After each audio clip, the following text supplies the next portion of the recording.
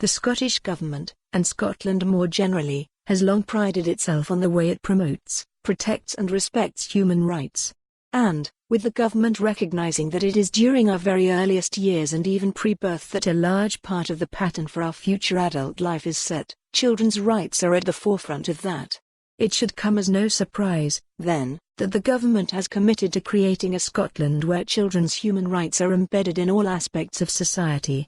It is just a shame that it keeps displaying such inconsistencies in getting us there.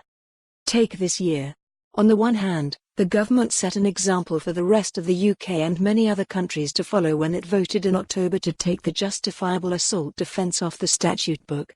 The so-called smacking ban, which does not outlaw smacking but rather prevents adults accused of brutality from arguing that physical chastisements were deserved, has created a gold standard level of protection for children.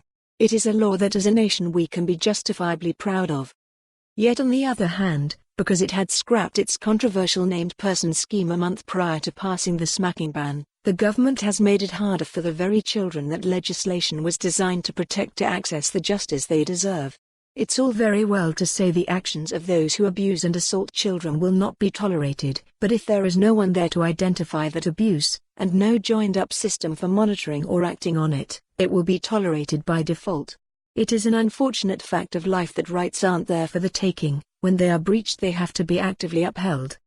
It is precisely the kind of inconsistency that has marred the introduction of new rules that should ultimately better protect some of the most vulnerable children in our education system.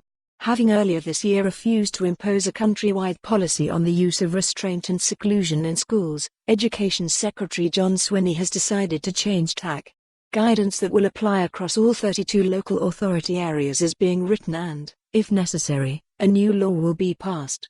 In a country that wants to embed children's rights in all aspects of society, it is a welcome change that is long overdue, though it has only come after much campaigning and legal action from a range of organisations including the Equality and Human Rights Commission, EHRC, and the Children and Young People's Commission of Scotland, CYPC.